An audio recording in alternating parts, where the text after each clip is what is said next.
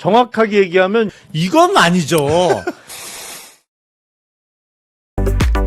예, 매주 금요일 여의도 정치의 내밀한 속사정을 들여다보는 시간이죠. 여의도 씬의 두 주인공 김용남 전 의원 나와 계시고요. 안녕하세요, 의원님. 네, 안녕하세요. 예, 네. 더불어민주당 최민희 의원은 지금 회의가 길어져가지고 조금 늦으신다고 하니까 먼저 김용남 의원님 모시고 얘기 나눠보도록 하겠습니다. 최민희 의원님은 상임위원장이니까. 워낙 바쁘세요. 그렇죠. 아니 본인이 나올 수는 없죠, 회의 도중에.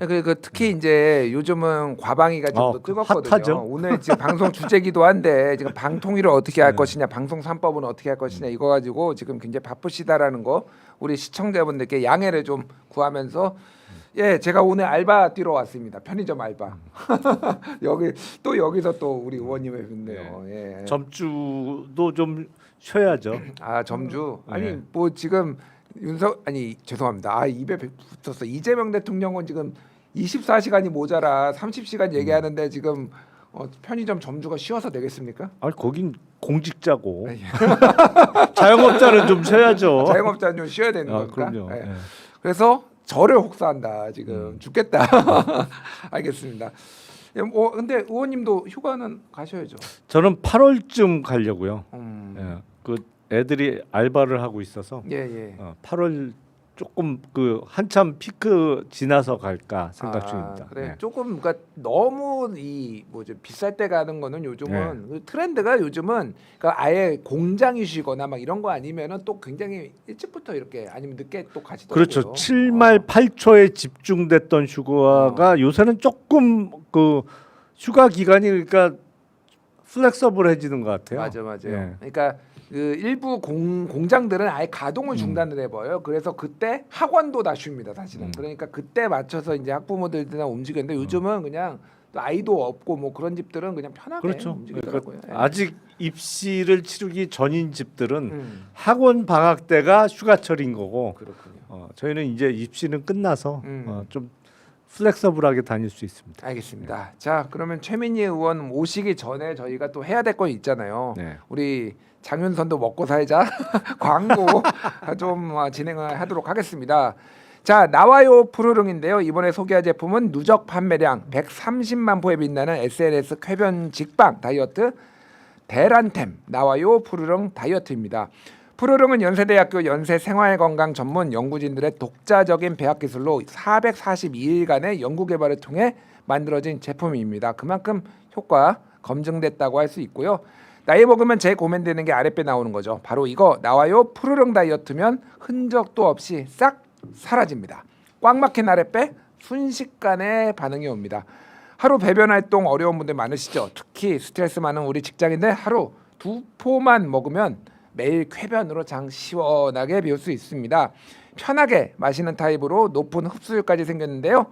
차전자피 식이섬유가 40배, 40배 팽창해서 장 운동을 촉진해서 묵은 숙변까지 깔끔하게 밀어내줍니다. 이제 차전자피가 뭐냐면은 질경이과에 속하는 차전초 씨앗 껍질을 말하는데 이게 식이섬유가 많아가지고 식이섬유가 원래 배변 활동을 도와주는 거는 모두 알고 계실 겁니다.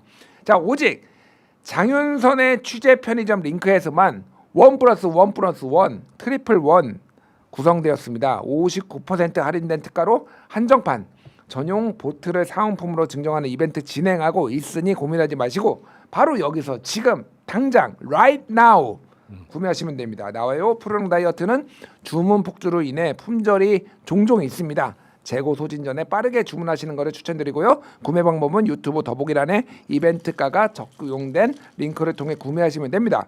연세 생활건강 나와요 푸르릉 다이어트 장비움 평생습관 건강 챙기시기 바랍니다. 연세생활건강은 연세대학교 비영리 수입 사업체로 판매 수익금 전액 장학 사업으로 교육 재원으로 사용된다는 점 말씀드리겠습니다. 예, 이거 계속 여기 편의점에서 계속 이거 광고하고 있잖아요. 네. 좀 드셔보셨습니까 이거? 아니 그 푸르릉은 못 먹어봤고 흑염소는 많이 먹었죠. 아, 그렇군요. 네. 예, 저는 이거 저도 아직 못 먹어봤는데 제가 요즘 배탈이 났어요. 그래요? 그러니까 뭐라고 해야 되나 설사를 좀 자주 하고 있는데 물론 이거는 이제 식이섬유이기 때문에 그런데 한번 좀 먹어볼까 좀 저도 생각 중입니다. 아, 이게 이게 장탈 나신 분들 아니면은 배변이 안 좋으신 분들은 한번 드셔보는 게 좋을 것 같고 또 장업사업으로 진행된다고 하니까 취지가 좋은 것 같아요. 자, 지금 드시고 계시는 흑염소 진액 해보도록 하겠습니다. 몸이 끈적하게 달라붙는 날씨, 땀은 줄줄 나는데 입맛은 뚝, 몸도 축 늘어지죠. 이럴 때일수록 떨어진 기력 제대로 챙겨야 할 타이밍인데요. 100% 국내산 토종 흑염소 진액으로 진하게 간편하게 하루 한 팩 체력 충전하십시오. 재구매율로 입증하는 국내산 토종 흑염소 진액이 맛과 영양소 모두 업그레이드되어 돌아왔습니다. 국산 토종 흑염소 100%에 특허받은 발효 녹용, 마가목, 황칠, 꾸지뽕, 천마, 흑마늘 등 흑염소의 진한 효능을 끌어올리는 5가지 특급 보양 원료로 추가하여 기력 회복을 더 강하게, 더 깊게 설계했습니다. 흑염소즉은 비리다. 이젠 옛말입니다. 맛개성 공정 특허 기술력을 통해 깔끔한 맛과 목넘김으로 즐기실 수 있습니다. 구매자분이 올려주신 최신 구매 리뷰 하나 소개시켜드릴 텐데요. 와, 너무 좋아서 10개월 이상 계속 주문해 먹고 있어요. 앞으로도 재구매 예정입니다. 이런 리뷰 있고요. 또 다른 리뷰. 여름이면 기력 떨어지는 부모님께 선물로 드렸습니다. 냄새 안 난다고 무척 좋아하시네요. 라고 또 리뷰 달아주셨습니다. 취재 편의점 구독자 전용 이벤트로 2+1 구성 주문 시 일주일 7포 7개 포 체험분까지 추가로 증정 중이니 바로 지금 업그레이드된 국내산 토종 흑염소 진액을 찾아주십시오. 배송 메시지에 취재 편의점을 적어주셔야 모든 사은품 증정이 가능하다는 점 잊지 마십시오. 토종 흑염소 이거는 좀 종종 드시잖아요. 네. 그 비리 아니 전혀 안 비려요. 안 비려요. 네. 흑염소 사실 이제 약간 보양식 아니면 기력을 낼 때 옛날에 많이 어렸을 때 저도 좀 먹고 그랬는데 한약재에서 한약방에서 이렇게. 최근에 예. 그 민주당의 건노갑 고문 계시잖아요. 건노갑 고문 연세 네. 이제 90이 다 되셨는데 90이 다 생겨 95세예요. 95세예요. 95세예요. 근데 건노갑 고문이 이제 골프에서 이글을 했는데 이 양반이 그 인터뷰에서 매일 흑염소 먹는다 이래갖고 그래요? 와, 뭐 흑염소만으로 그렇게 건강하고 장수하시는 건 아니겠지만 아니 그러니까 매일 흑염소를 먹으면서 하루에 1시간씩 자전거를 타고 1시간은 나머지는 근력 운동 아령 200개 뭐 이렇게 와. 인터뷰 내용이 그렇게 나왔어요. 그러니까요. 네. 그러니까 이게 정말로 나이가 들수록 근력도 중요하고요. 네. 또 유산소 운동도 적절히 해줘야 된다. 그런데 그것만으로는 또 부족하면은 이렇게 적절하게 영양 섭취를 해주는 것도 굉장히 중요한 거 아닌 건데 깜짝 놀랐네요. 어떻게 95세에 이 글이죠? 아니 그 저는 같이 해본 적은 없는데 드라이버를 저보다 멀리 치시는 것 같던데 그러니까. 얘기 들어보니까. 와, 그러니까 이 글이라는 거는 네. 요행으로 되는 거는 그러니까 요행도 어느 정도 따라줘야 되지만 실력이 어느 정도 아니, 그러니까. 비거리가 받쳐줘야 네. 되는 거잖아요. 이게 완전 짧으면은 그렇죠. 아무래도 이글 안 나오잖아요. 네, 안 되죠, 그건. 대단하다. 어쨌든 흑염소로 건강 챙기시기 바라고요. 마지막입니다. 자, 샘표 흑초 100년 동안 요거 할 텐데 힘드시겠지만은 우리 또 연대의 마음으로 장윤선 취재 편의점도 먹고 살아야 되니까 조금만 기다려 주시기 바랍니다. 자, 흑초는 생현미를 발효한 식초에만 붙여지는 이름이에요. 그래서 일본 후생성의 엄격한 규격 맞춰서 생산되어야만 이 이름을 쓸 수가 있습니다. 흑초는 일반 현미 식초와는 다릅니다. 식초의 왕이라고 불리는데요. 흑초는 100% 현미를 넣어서 천천히 제대로 발효하여 만들기 때문에 다른 식초보다 아미노산, 펩타이드, 미네랄 등 건강 성분이 많아 식초의 왕이라고 불립니다. 흑초는 100세 이상 활동 노인 인구로 손꼽히는 세계적인 장수 마을, 일본 가고시마 마을의 건강 비결로도 잘 알려져 있는데 매일 식후 흑초를 차처럼 꾸준히 마시는 생활 습관이 밝혀지면서 가고시마 외 일본 다른 지역까지 열풍이 불고 있다라고 합니다. 샘표 고 박승복 회장님이 일본 출장 중에 지인의 권유로 흑초를 처음 마셔보고 몸이 가벼워지는 걸 체감하고 그 다음에 샘표에 야 이거 한번 만들어봐 라고 해가지고 흑초 개발 지시해가지고 탄생하게 된 건강 특별 음료다 이렇게 보시면 될 것 같습니다. 자, 100년 동안 샘표 흑초가 특별한 이유는 바로 샘표 흑초는 장수마을 가고시마의 방식을 그대로 지키면서 건강 성분을 더 높이기 위해 샘표만의 특허받은 제조법으로 만들었다는 점 이거 다시 한번 강조드리고요. 샘표 흑초의 종류는 순발효 흑초 원액, 5년 항아리 숙성 흑초, 저당 과일 흑초, 자몽 라임, 산모로 복분자가 있습니다. 원액 기존 소주잔 한 잔을 물, 탄산 음료, 우유, 요거트에 타서 드시면 되고요. 요리 시에도 식초 대신에 흑초 사용하시면 그렇게 좋다고 합니다. 100세 시대 골골백세로 사느냐 생생백세로 사느냐 지금 당신의 결정에 달려 있습니다. 당신의 젊고 에너지 넘치는 100년을 위하여 흑초를 시작하십시오. 자, 어떻게 구매하느냐? 그러면은 네이버 쿠팡에서 샘표 흑초 검색하셔서 구매하셔도 되고요. 더보기란에서 장윤선의 편의점 곱하기 샘표 흑초 특가 페이지에서 혜택을 받아서 구매해 보시길 바랍니다. 아유 힘들어. 진짜 힘들다. 이거 장윤선은 맨날 어떻게 해 이거? 흑초 한잔 하세요. 아 그러니까요.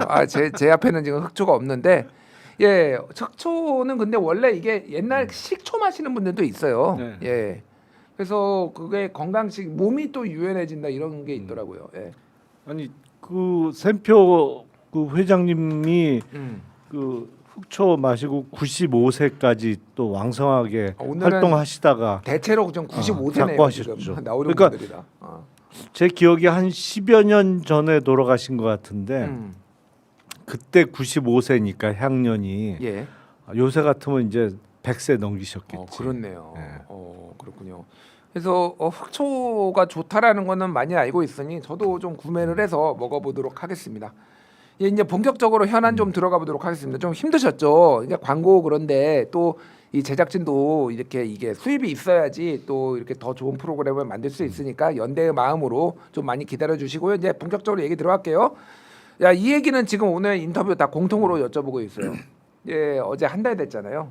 기자회견 됐습니다. 네. 좀 어떻게 평가하셨는지. 일단 이재명 대통령의 자신감이 묻어나는 인터뷰였다라고 생각하고 특징을 뽑자면 짧은 질문, 긴 답변. 기자들의 질문은 상당히 대부분 짧았어요. 근데 이재명 대통령의 답변이 길면서 어떤 질문, 특히 외교 관련한 질문은 약간 좀 피해가는 내용도 있었고, 그건 당연한 거고, 우리 패를 미리 보여줄 수는 없는 거니까. 근데 눈이 번쩍 뜨이는 파격적인 답변도 있었어요. 한 두 군데. 찝어서 설명해 주시죠. 어떤 게 그렇게 눈이 일단 네. 대통령실에 특별감찰관 두겠다는 의사를 명백히 했잖아요. 예. 국회에서 추천해 주라. 그러니까 역대 정부에서 하긴 한다 그러면서 안 뒀잖아요. 예. 그러니까 마지막 청와대 특별감찰관이 박근혜 정부 때 이석수 감찰관 특별감찰관이 마지막이었던 걸로 제가 기억을 하는데 예. 그것도 약간 아마 중간에 그만뒀죠 그때. 2014년에 임명돼서 2016년에 그만뒀고요. 네. 그때 이제 국정농단 막 시작되고 막 그러면서 어수선했죠 그때. 그렇죠. 근데 그 이후에는 없었잖아요. 계속 공석이었는데 본인을 비롯한 가족들이 좀 불편하더라도 두겠다는 의사를 명백히 했고, 그보다 더 충격적인 것은 감사원을 국회 소속으로 둘 수 있다. 그건 대통령으로서 어마어마한 권력의 포기를 얘기한 겁니다. 사실은. 그렇군요. 감사원을 통해서 정부 부처를 다 장악할 수 있거든요. 예. 공무원들이 제일 힘들어하고 껄끄러워하는 게 사실은 감사원 감사예요. 그 검찰이나 수사기관의 수사는 불법이 없으면 괜찮아요. 그렇죠. 근데 감사원 감사는 불법이 아니더라도 적정성에 대한 평가를 하잖아요. 예. 과연 이 행정행위가 과연 최선이었냐, 적정했냐, 이거를 감사하기 때문에 더 힘들어하는 것이거든요. 근데 만약에 감사원이 대통령 직속이 아닌 국회로 소속이 바뀐다? 어마어마한 권력을 넘겨주는 거죠, 사실은. 그렇죠. 이게 이제 윤석열 대통령, 윤석열 정부 시절에 민주당에서 또 많이 주장을 했던 거거든요. 왜냐하면 감사원이 대통령하고 또 독립되게 운영이 돼야 되지만 현실적으로는 그 감사원장이 처음에 국회 나와가지고 대통령의 뜻을 받들겠다 뭐 이런 얘기를 답변을 하고 진짜 허탈하게 했죠. 예. 그래서 외견만이라도 좀 우리는 독립적으로 하겠다 이렇게 하는 게 일반적인데 그렇게 뭐 나오고 지금 논쟁이 있어서 민주당이 또 주장했던 건데 사람이 사실 권력 잡으면 마음이 바뀔 수도 있잖아요. 그런데 대통령이 또 직접 그렇게 얘기를 하니 다만 이거는 헌법을 좀 바꿔야 되는 거 아닌가 그런 얘기들이 있더라고요. 예. 왜냐면은 대통령 직속 기구로 이미 헌법에 지금 규정돼 있기 때문에 뭐 내년에 이제 개헌이 있을지 뭐 대통령이 또 약속을 했으니까 개헌 국면이 있을 텐데 어떻게 될지 봐야 될 것 같고 어제 이제 그 기자회견 이후에 뭐 여야 대표들과 이제 오찬도 하고 꽤 길었다라고 해요. 꽤 길었고 여러 가지 얘기를 했는데 야당과의 협치 방안을 묻는 질문에는 자주 만나고 끊임없이 대화할 생각이다. 다만 이제 뭐 영수회담의 정례화 여부는 고민을 하겠다. 그리고 또 하나는 비밀 유지 얘기를 좀 했더라고요. 이게 사소하게 이거를 대통령하고 나눈 얘기를 떼가지고 이렇게 언론에 뭐 얘기를 하는지 이런 식으로 하면은 좀 이거 곤란하다. 뭐 이런 얘기를 했는데 어떻게 보셨습니까? 정례화는 필요할까 싶어요. 저도 그거는 사안이 있을 때 만나면 되는 거지. 뭐 정기적으로 한 달에 한 번 뭐 이렇게 정해놓을 필요는 전혀 없을 것 같고. 뭐 필요하면 한 달에 2번을 만날 수도 있는 거고 현안이 없으면 조금 뭐 텀을 두고 만나도 되는 것이고요. 그리고 대통령과 나눈 대화에 대해서 그 공개하는 거는 부적절하죠. 사실은 공개할 수 있는 내용이 있는 거고 없는 내용이 있는 거고 특히 대통령의 해외 순방이 있고 나서는 가끔 이제 당 대표들이나 지도부를 초청해서 이렇게 순방 성과나 이런 걸 설명하는 경우가 있는데 특히 외교적으로 민감한 얘기를 해줄 때도 있거든요. 그 이제 그 이해를 구하기 위해서. 근데 그런 걸 바로 언론에 흘린다 내지는 공개한다 그러면 그거는 안 되는 거죠. 오히려 국익을 해할 수가 있기 때문에 그거는 다른 정당 지도부의 양식을 믿어야죠. 그렇군요. 이게 상호 신뢰가 좀 중요한 것 같아요. 지금은 워낙 지금 또 뭐 윤석열 정부 때는 정쟁도 극대화되고 상호 신뢰가 무너졌기 때문에 그런 부분들이 좀 회복을 조금 단계적으로 해야 되지 않나 그런 생각이 드는데 어제 저는 상호 신뢰를 좀 회복할 수 있는 계기가 된 게 상법 개정안 통과된 거. 뭐 저는 이게 통과되는 걸 보면서 약간 허탈하기도 했어요. 아니 이렇게 대화 나누고 쉽게 될 거를 거의 한 10년 걸렸거든요. 옛날에 초반에 나왔던 뭐 상법 개정안 내용이 조금씩 다 다르긴 하지만은 어떻게 이제 자본시장 전문가 아니십니까? 어떻게 보셨어요? 허탈하죠. 아니 사실은 그 직전에 통과시켰던 상법 개정안은 딱 2가지 내용을 바꾸는 거였어요. 이사의 충실 의무에 있어서 모든 주주의 이익을 위해서 근무하라는 거하고 전자주총의 의무화 상장회사에. 근데 그거를 국민의힘에서 반대했고 당시 한덕수 권한대행에게 거부권 행사를 요청해서 거부권 행사로 재의결 끝에 그때 4표가 부족해서 폐기됐거든요. 근데 이번에 통과된 상법 개정안은 그 2가지 플러스 다른 게 더 붙었어요. 사실은 뭐 3% 룰 등을 비롯해서 몇 가지가 더 붙었어. 아니 그럼 왜 반대했던 거야 도대체? 왜 반대하고 왜 거부권 행사를 했던 거예요? 이해가 안 되잖아요 이게. 아니 그러면 입장을 바꿨으면 입장을 바꾼 거에 대한 설명이라도 있어야 될 거 아니에요. 해명을 하든지. 근데 제가 보기엔 국민의힘이 갑자기 태도를 바꾼 거는 2가지 정도가 핵심이었던 것 같아요. 처음에 민주당이 추진하려고 했던 상법 개정안 중에 집중투표제 저거는 어떻게든 빼라. 그거 하고 자사주 소각 의무화는 절대 들어가면 안 된다. 라는 어떤 거의 특명을 받고 들어와서 합의 처리를 전제로 그 2개 뭐 조금 더 빠졌습니다. 사실은 감사위원회 분리선출을 확대하는 것도 빠지고 몇 가지가 빠졌는데 핵심 내용을 몇 가지를 빼기 위해서 합의하는 데 들어온 거 아닌가? 뭐 그런 생각이 들어요. 근데 어쨌든 그토록 상법 개정안 이거 통과돼서 시행되면 기업 망한다. 누가 한국에서 기업하겠냐. 그리고 어떤 외국의 사모펀드에 먹잇감으로 전락한다. 온갖 이유를 들어서 그렇게 격렬히 반대하다가 갑자기 입장을 바꾼 설명은 해야지. 알겠습니다. 아무래도 주가가 워낙 지금 3,100도 찍고 전체적으로 좋다 보니까 뭐라고 해야 되지? 이 국민들이 야 상법 개정안 이거 꼭 해야 되는 거 아니야? 이런 뭐 그 열망이 커지니까 국민의힘도 반대를 못한 거 아닌가 그런 생각이 들고요. 이 얘기를 하는 와중에 과방위원장님, 우리 바쁘신 과방위원장님 최민희 의원 오셨어요. 의원님 안녕하세요. 네, 안녕하세요. 예. 제가 중요한 보고를 받느라고. 예, 아니 뭐 저희 다 이해합니다. 아니요, 요즘 안 되는데 예, SKT 해킹 사태와 관련하여 이제 마무리 단계인데요. 예, 예. 아마 과기부가 곧 내용을 상세히 발표하게 될 것 같습니다. 아 네, 그렇군요. 그런데 과거와 달리 저희가 해킹 사태가 터지면 정부가 1차 조사하고 그냥 끝냈거든요. 예.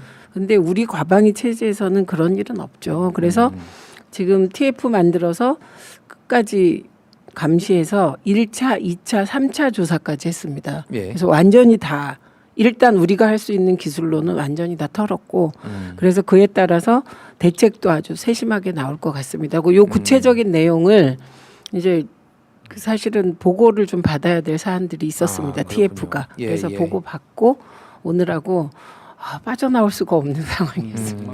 아니, 지금 예. 상임위원장께서 어떻게 그러니까요. 빠져나오겠어요? 예, 그래도 정기적으로 이렇게 우리 취재편이 좀 나와주시는 것만으로도 저는 개인적으로 굉장히 감사하다라는 말씀을 드리면서 지금 요즘 위원장님 이름이 또 원래도 많이 나왔지만 언론에 굉장히 자주 나오는 게 이 방송 3법 이거 얘기를 좀 해봐야 될 것 같아요. 네. 방통위 개편까지 지금 방송 3법 지난 2일에 국회 이걸로 갑자기 가도 돼요, 의원님? 아니 상법 개정안은 얘기를 했으니까. 끝났어요. 예, 예, 근데 예. 의원님 네. 어제 김병기 대표가 의원총회에서 예예예. 그 집중 투표제하고 그다음에 감사위원 분리선임 네. 네, 거기 한 명으로 됐는데 한 명에서 두 명으로 두 명으로 확대하려는 안이 확대하려다 있었죠. 안 됐잖아요. 예. 그 확대하려던 안에 대해서는 일단 국민의힘이 공청회를 요구했대요. 그래서 공청회를 한 다음 7월 중에 통과시키겠다. 그 집중 투표제하고 감사위원 분리 2인 하는 거 그것도 자사주 소각 의무화는 혹시 그거는 얘기 안 하셨어요. 사실 그거 큰데 그거는 그거 엄청 커요. 주가에 어마어마하게 영향을 네. 주죠. 그러면. 아니 엄청 커요. 그래서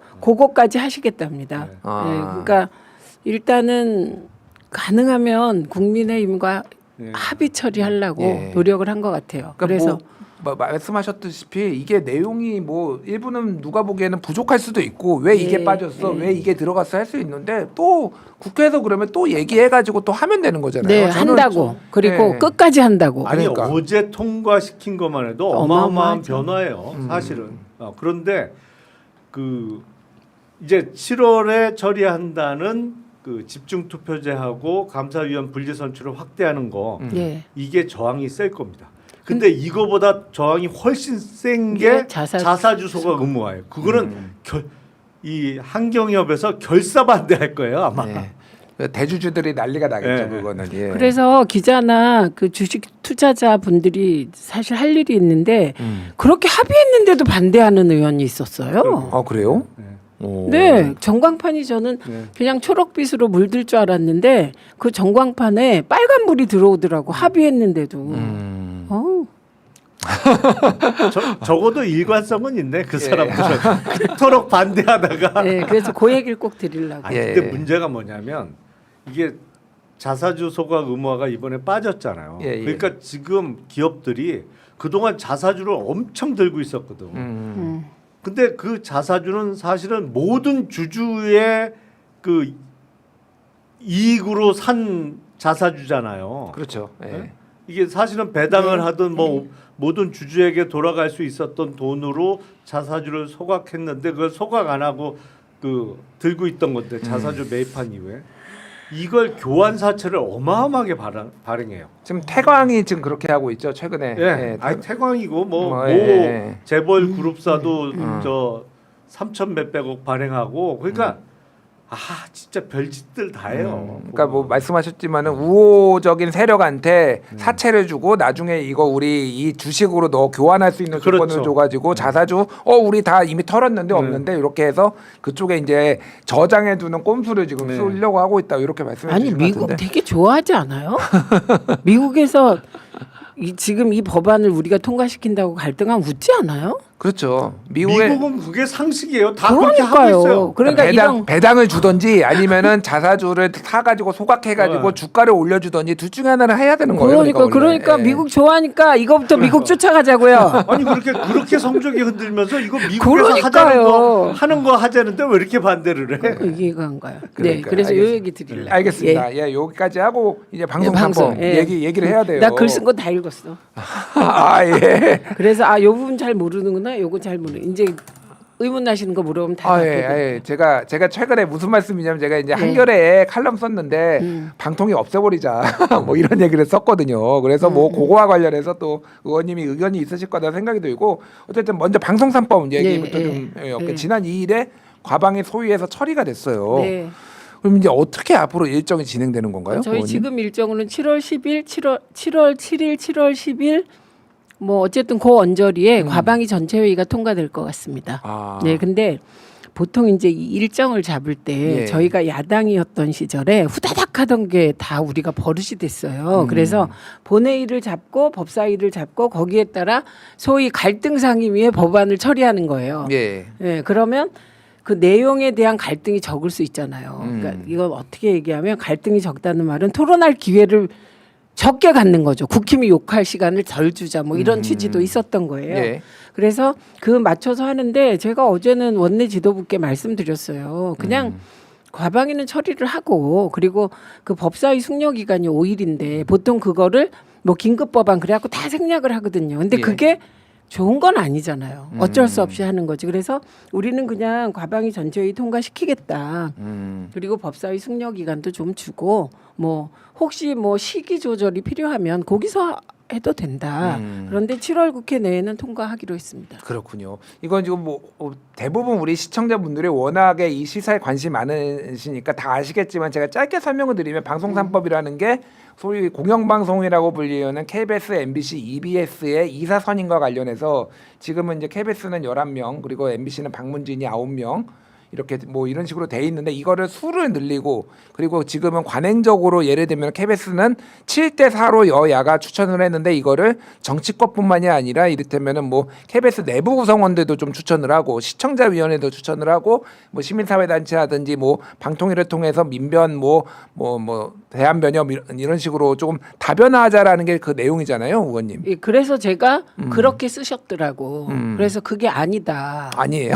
시민사 지금 계속 저쪽에서 문제 삼는 예, 게 예. 노조하고 시민사회예요. 예, 그거 예. 저희 아예 배제했다. 예전부터 그거는 사실은 그런 논의들이 있기는 했었어요. 그러니까 21대 법안에는 어. 그 시민사회 뭐 그다음 PD 연합회 다 들어 있습니다. 맞아요. 예. 근데 저희는 이 법안을 추진하면서 최대 고민이 대표성을 누가 갖냐예요. 대표성. 대표성. 네, 국회는 사실 국민에게 공영방송을 돌려준다.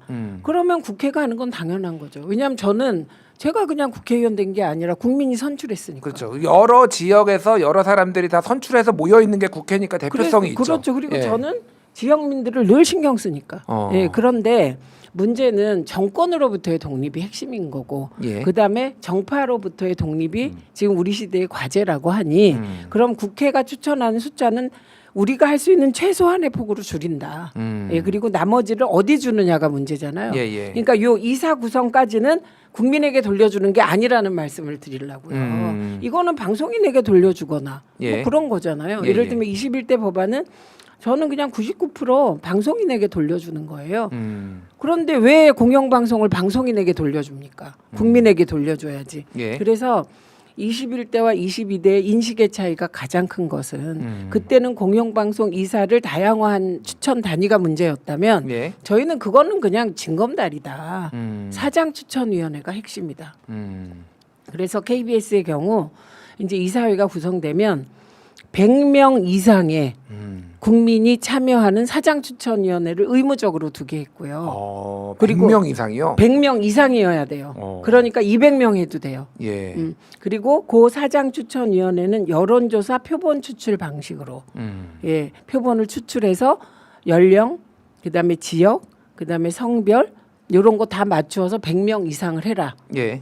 그리고 반드시 후보자들은 이들 앞에서 자기 계획을 얘기하고 면접하고 그다음에 민주적 방식 예. 사장추천위원회가 토론을 거쳐서 투표해서 결정해라 이렇게 해놨어요. 일종의 국민 면접이네요. 그래서 그러니까. 요게 국민에게 돌려주는 핵심입니다. 사장추천권을. 그렇군요. 그러니까 이게 정권만 바뀌면은 사실은 공영방송은 일종의 이제 전리품처럼 생각을 해서 특히 윤석열 정부 때는 너무 심했잖아요. 그 이사대다 갈아치우려고 하고 이진석 방통위원장 7월 20 며칠이었죠. 오자마자 바로 KBS하고 MBC 뭐 이사대 하다가 이제 탄핵되고 막 이런 게 있었는데 그런 것들이 좀 줄어드는 건가요? 그럼 이게 통과가 줄어드는 되면? 게 아니고 요 사장추천위원회 결과로 사장이 완전히 컨셉이 다른 분이 된 경우가 MBC 안영준 사장이 사장입니다. 그랬죠. 예. 왜냐하면 100명 이상으로 하고 1인 2표제를 하니까 예를 들면 조직적인 무슨 뭐 조직적으로 뭐 이 사람을 해야 된다는 홍보나 그런 게 안 통한 거예요. 그때 박성재 사장이 재선에 출마를 했었는데 그때 굉장히 100% 된다 그랬죠. 의외의 결과가 나왔다 그런 평가가 예, 있었어요. 그래서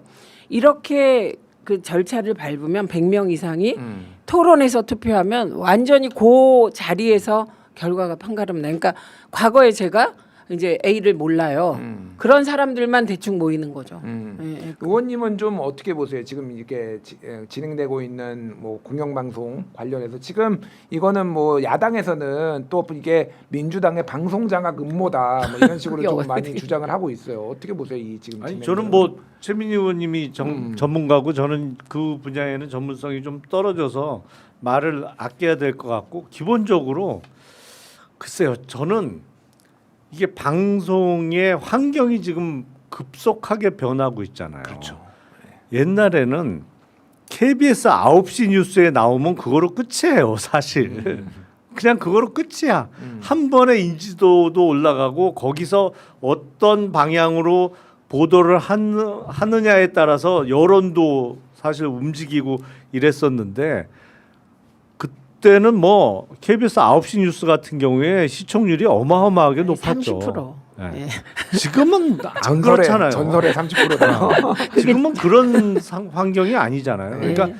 공영방송의 공정성 확보, 객관성 확보를 위해서 제도 개혁은 중요한데 저는 사실은 이 방송 환경도 그 워낙 빨리 바뀌고 있어서 그냥 전문가들이 알아서 하시라. 제가 보기엔 지금은 유튜브가 대세인 것 같고 이게 또 언제 또 바뀔지 모르겠어요. 사실은. 그래서 옛날 같은 그런 영향력 파워는 조금 계속 줄어들고 있는 상황 아닌가 싶어요. 그건 맞습니다. 예. 그런데 사실 유튜브에서 방송하는 그 내용 우리가 말하는 그 콘텐츠를 보면 되게 그 방송에서 보도한 것들을 재해석하는 경우가 많아요. 예, 그렇기 때문에 맞아요. 그 공영방송이나 기존 레거시 미디어가 갖고 있는 엄청난 인프라에서 오는 기본 자료 정보 제공이라든가 무시할 수 없는 그리고 꼭 필요한 부분이 있고요. 그다음에 사장추천위원회는 그럼 한 명을 추천하냐 아니에요. 3명 이하의 복수 후보입니다. 예. 그러면 대개 뭐 MBC 사장을 아무나 하지는 않아요. 왜냐하면 경영계획서 짤 수 있는 사람이 MBC의 경영계획서를 짤 만큼 MBC에 애정이 있는 사람이 많지 않아요. 그래서 어느 정도 정선된 사람들이 예. 응모하는 거고 그게 뭐 정파와 상관없이 그리고 그 중에 3명 이하의 복수 후보니까 최하 3명이거나 2명을 이사회에 추천하면 이제 이사회에서 사장을 선출하게 되는데 요건 또 다 달라요. KBS는 대통령이 임명권을 갖고 있어요. 예. 이사와 사장을. 그다음에 방문진은 그냥 방문진 이사는 방통위가 방통위가 가지고 있고 그다음에 사장은 방문진에서 그냥 선출하고 주총해서 추인합니다. 그다음에 EBS는 방통위가 그냥 사장 공모해서 임명하거든요. 예. 예, 그래서 요거는 박정훈 의원이 송파 네 지난번 과방위에서 이거는 최민희하고 김현이 밀어붙이는 거지 절대로 대통령이 동의 안 할 것이다 이렇게 얘기를 했어요. 이건 역설적으로 뭐예요? 이렇게 덧붙이기를 여당이 돼서 방송법을 이렇게 추진하는 건 매우 이례적이다. 그래서 안 될 거라는 식으로 얘기를 하더라고요. 권력 잡으면은 원래 안 계속 하죠. 뭐 하려고 그러니까 방송법 예, 안 하지. 그러니까요. 예. 예전에도 그래서 국민의힘에서 비판했던 게 아니 이렇게 좋은 방송 3법이면 문재인 정부 때 하지 왜 안 했어? 뭐 이렇게 했잖아요. 그렇죠. 그런데 그 이재명 대통령은 방송 장악에 관심이 없다. 왜냐? 일 잘해서 평가받겠다. 이게 너무 확고하시고요. 예. 그래서 방송 3법 통과에 대해선 국회가 알아서 해라.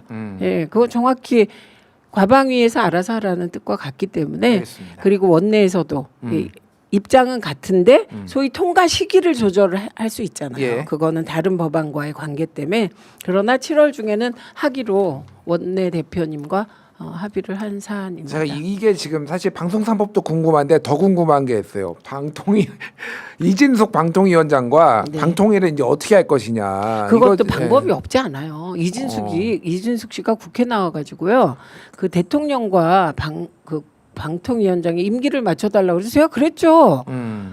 당신은 윤석열이 임명했고 그리고 윤석열이 그만뒀으니 임기 같이 하고 물러나시면 깔끔하다. 그게 논리적이죠, 사실은. 네, 그랬더니 자기의 임기만은 내년 8월까지 보장해야 그거가 기본이고 나머지를 맞춰달라는 거예요.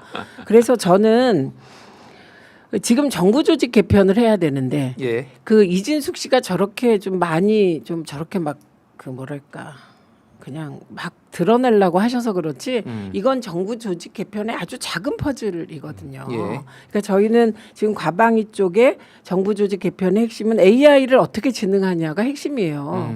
그래서 과기정통부를 과기정통부 장관을 부총리로 격상하자고 제가 제안하는 법안을 내놨거든요. 예. 그럼 AI와 정보통신 그다음에 요거의 핵심 부서가 되잖아요.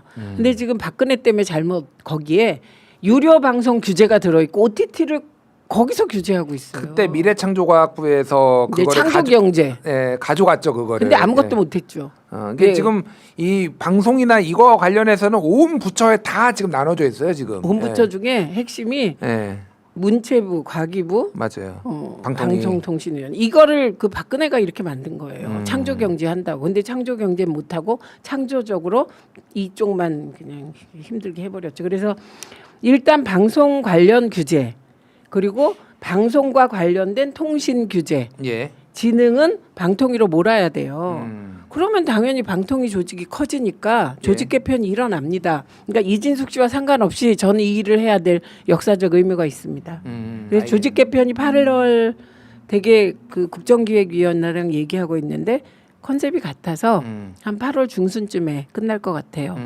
알겠습니다. 이거 제가 궁금한 게 이진숙 방통위원장이 지금 국무회의에 꼭 반드시 의무도 아닌데 꼭 참석을 해가지고 없죠 뭐야. 대통령한테 방통위원 좀 임명해달라. 그러면 1대1로 갈등 생기면 어떻게 하겠냐. 제가 아름답게 한번 해보겠습니다. 그래서 빵 터지고 뭐 국무위원들이 뭐 그랬다고 하는데 국회에는 왜 또 3명 임명 안 해주냐 또 이런 얘기도 하고 있어요. 그럼 네. 임명은 안 하시는 건가요?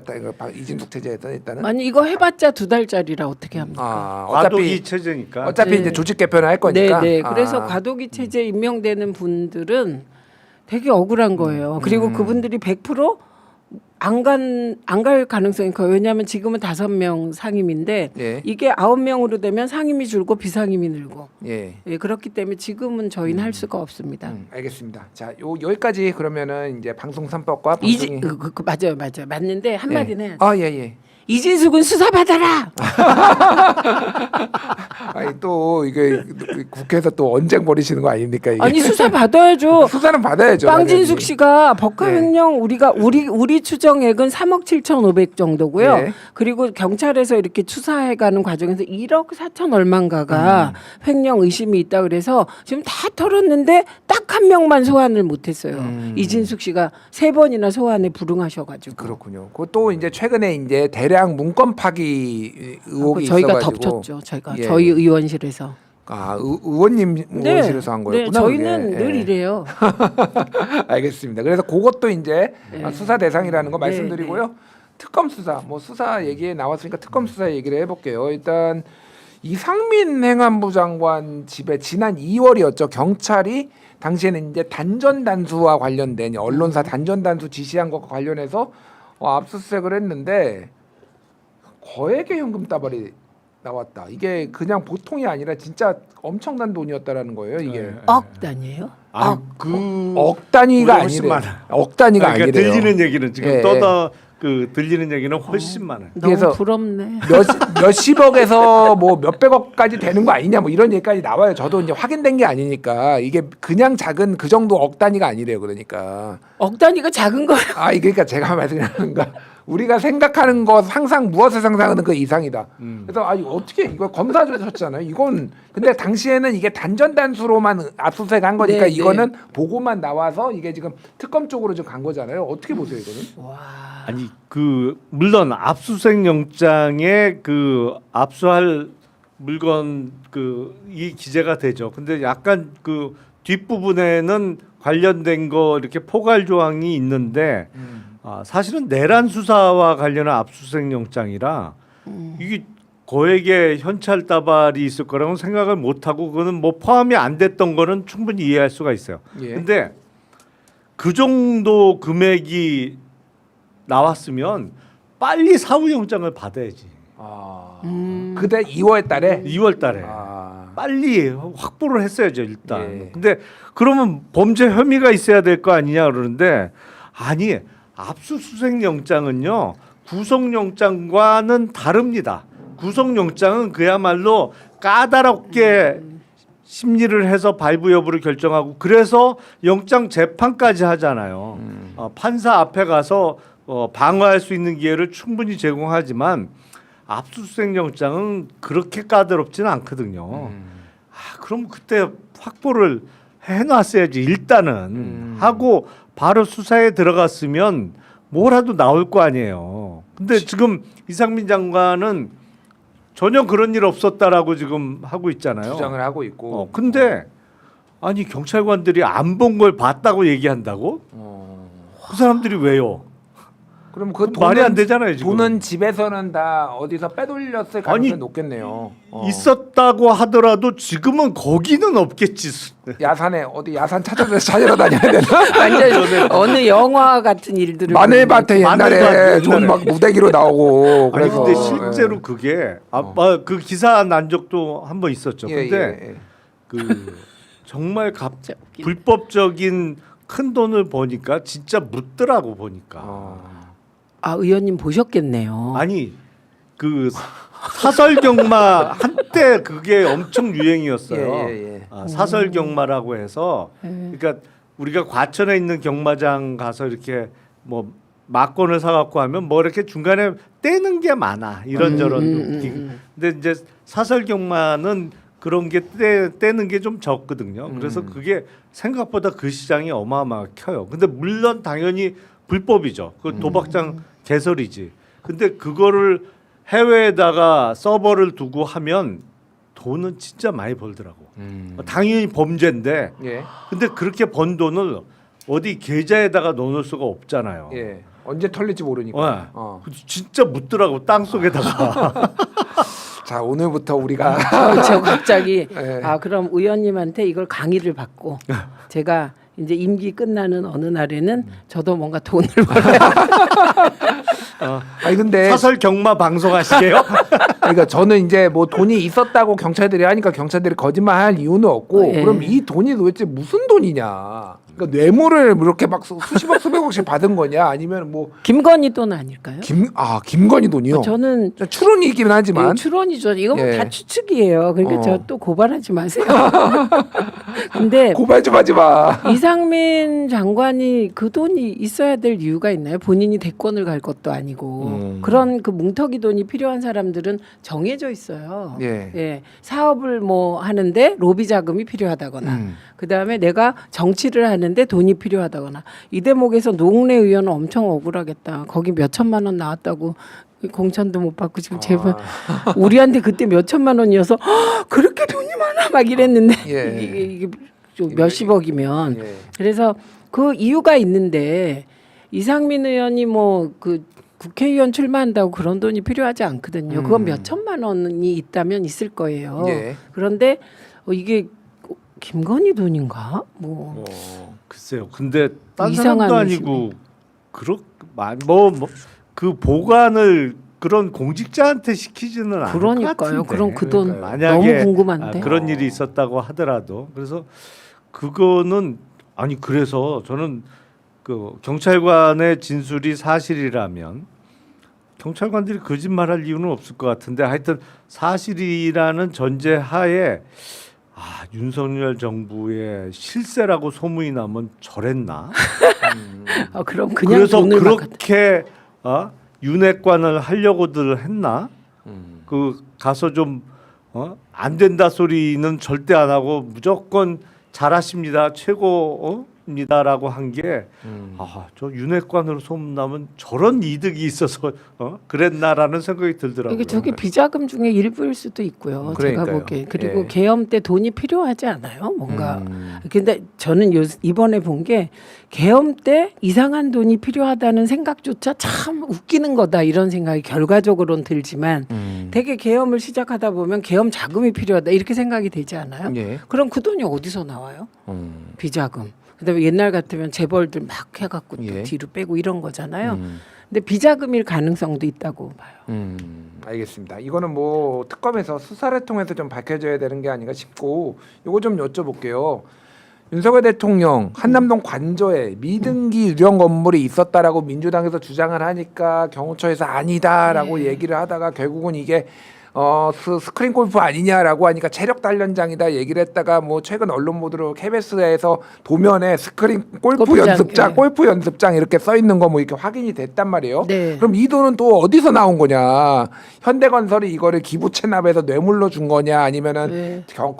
국정원 특활비에서 나온 거냐? 지금 막 논란이 막 커지고 있어요. 네. 의원님 이거 좀 저는 어떻게 보세요? 이거는 윤건영 의원이 처음부터 끝까지 다 판 거예요. 맞아요. 예. 그리고 국회에서 그 현대건설 관계자로부터 우리가 공사를 한 거는 사실이다까지 는 얘기를 했어요. 예. 그리고 그 다음에 구체적인 계약 내용은 이게 비밀이라서 비밀 준수 의무 때문에 말할 수 없다 이거든요. 보안 사항이다 뭐 이런 네, 주장을 그렇죠. 하고 있죠. 그런데 저는 이건 그냥 밝혀내기가 쉬울 것 같아요. 지금이라도 행안위 열고 그래서 윤건영 의원이 개별적으로도 보고받을 수 있거든요. 그래서 정권이 바뀌어서 많은 일이 벌어지잖아요.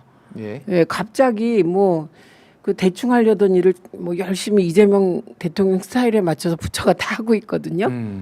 그러면 이 관계된 예를 들어 운영위도 열고 이렇게 하면 이건 금방 밝혀질 것 같아요. 밝혀져요, 금방. 금방 밝혀진다. 네. 예. 의원님 아니, 어떻게 보세요? 근데 이제 스크린 골프 연습장 아니냐고 물으니까 체력 단련장이다 그랬잖아요. 그 답변이 맞아요. 공군 비행장에 보면 비행장에 보통 9홀짜리 골프장들이 있습니다. 예, 예. 거기 표지판을 보면 뭐라고 써 있냐면 체력 단련장 이렇게 써 있어요. 군에서는 다 체력 군- 단련이라고 얘기를 군에서, 하죠. 예. 그 체력 단련장 맞아요. 네. 그러니까 그 그러니까 뭐 이게 스크린 골프장이었던 사실은 거지. 뭐 대통령이 골프 칠 수 있는 거 아니야. 미국도 보면은 뭐 오바마 대통령도 그렇고 뭐 트럼프 대통령도 그렇고 뭐 골프 휴일에는 골프도 치러 아, 다니고 치- 그러니까 이거를 근데 왜 이렇게 숨기고 예. 불투명하게 오히려 예. 공개적으로 외국 정상하고 골프 치기 위해서 좀 연습도 할 필요 있다. 뭐 이렇게 하고 해야 되는 거 아니냐. 뭐 이런 얘기를 하더라고요. 아니 그런데 이제 문제는 이게 무허가 건물이라면 건축법 위반이죠. 그렇죠. 사실은 어디 됐든 허가는 받아야지. 그리고 이게 무허가로 짓다 보니까 등기도 못 낸 거잖아. 그러니까 이거는 실정법 위반의 문제가 있는 거고 말 그대로 그 돈 어디서 나서 줬냐? 그럼 예산 내에서 지었으면 문제가 없는데 엉뚱하게 어디 국정원 특활비에 숨은 예산 가져다 줬거나 아니면 이른바 그런 거잖아요. 지금 가능성 또 다른 가능성은 현대건설 보고 야 일단 줘. 그리고 업자한테 떠넘겨. 야 니들이 알아서 처리해 이거. 뭐 딴 데서 빼먹던지. 이랬으면 문제죠 이게. 근데 그것도 일종의 뇌물 아닌가요? 그러면? 뇌물이죠. 뇌물이죠. 그리고 저는 어떤 가능성도 있다고 보냐면 여전히 21g의 실체가 안 밝혀지고 있잖아요. 예. 김건희 주변에 크고 작은 이거는 김건희가 아니라 저는 최은순으로 추측하는데 이런저런 시행업자, 건축업자들이 있을 거 아니에요. 그 현대건설이 그러니까 이건 완전 추측입니다. 현대건설이 돈을 내고 그런 김건희 주변의 업자들, 예, 지인 업자들을 불러서 공사를 하고 돈은 그들이 챙겼을 수도 있는 거예요. 저는 이 가능성이 높다고 봐요. 21g과 그렇군요. 관련하여 예. 예, 그래서 이 부분은 진짜 수사를 해야 될 사안이죠. 이거 다 밝혀지겠죠, 차근차근. 예. 뭐 다 아시겠지만 21g은 이제 이 코바나 콘텐츠 후원 업체기도 하고 여기에서 이제 관저공사를 수의계약으로 따냈는데 사실은 종합건설사 면허가 있는 게 아니라 인테리어 면허만 있어가지고 이게 이제 적격성도 문제가 있고 지금 계약 상황이 정확하게 안 밝혀져 있다 뭐 이런 의혹들이 있는 거잖아요. 예, 알겠습니다. 요거 짧게 요거 하나만 여쭤볼게요. 그 대통령이 북한에 이제 무인기 예전에 보냈는데 근데 저는 이게 그러니까 모양이 너무 웃겨요. 그러니까 야 안 걸렸어? 빨리 좀 낮춰봐. 고도 좀 낮춰봐. 그런데 대통령이 발각됐으면 아 잘했어 걸렸어. 뭐 이게 이렇게 됐다라는 거 아니에요? 그렇죠. 지금 걸려야 되니까. 걸려야 되니까 이게 너무 김용현하고 윤석열하고 둘이서 아 걸렸어 잘했네. 아, 진짜 더맨더머가 어. 이 일을 벌이다 보니 저는 김용현뿐만 아니라 다 그런데요. 방송장악도 아까 얘기했지만 예. 민주당은 정권 잡아도 방송장악을 못해요. 왜냐하면 그때는 노조나 활성화돼서 투쟁을 해요. 예. 그래서 원하는 사장을 내려보낸 적이 없어요. 그거 못 해냈다고. 사실 뭐 노무현 정부 때 정현주 뭐 사장도 거기도 안 시키려고 그랬고 처음에 뭐- 서동구 예, 아 그렇죠. 그러다 예, KBS 노조가 머리 깎았거든요. 그러니까 제가 무슨 말 하냐면 이명박은 그래도 최시중 내세워서 장악을 세련되게 했다니까. 예. 나쁜 일도 맨 처음에 그 저기 김금수 이사장 만나서 그만두게 했잖아요. 최시중 만나고 그 다음 날인가 그만둬요. 그런데 여기는 이상한 사람들을 진짜 자기들은 유능하다고 생각하는데 내려와서 제대로 한 게 없어. 방송 쪽도. 예. 방송 장악에도 무능해. 그러니까. 근데 이번에도 보면 진짜 둘이 이렇게 하는 게 영화에서 더맨더머처럼 예. 이건 빨리 발각돼야 되는데 발각되려면 어떻게 하지? 이러다가 발각되니까 좋아했다는 거잖아요. 그러니까 이게 코미디지 이게 아 진짜 의원님 어떻게 보셨어요?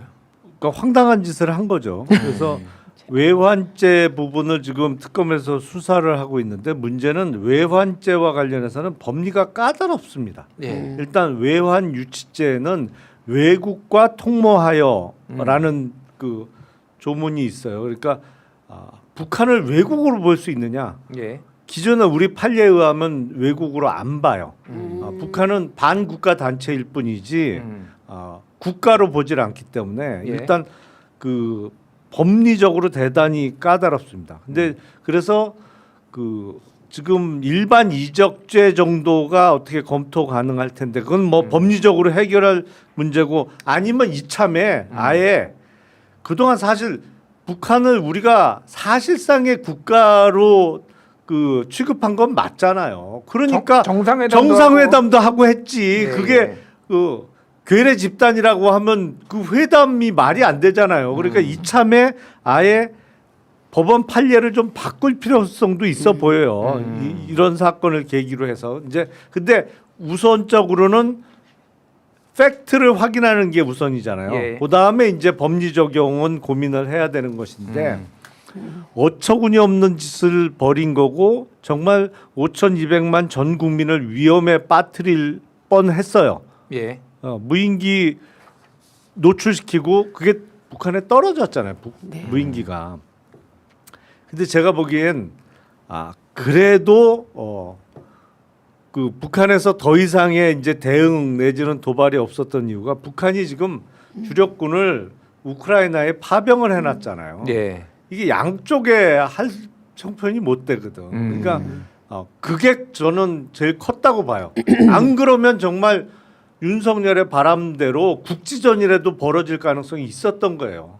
우크라이나 파병 안 했다고 하면. 그렇군요. 근데 제가 들은 얘기는 무인기 북한에서 북한에 보냈다가 떨어뜨려 놓고는 좋아하고 나서는 또 무인기와 드론을 대규모 수입하는 계획을 짰었습니다. 예.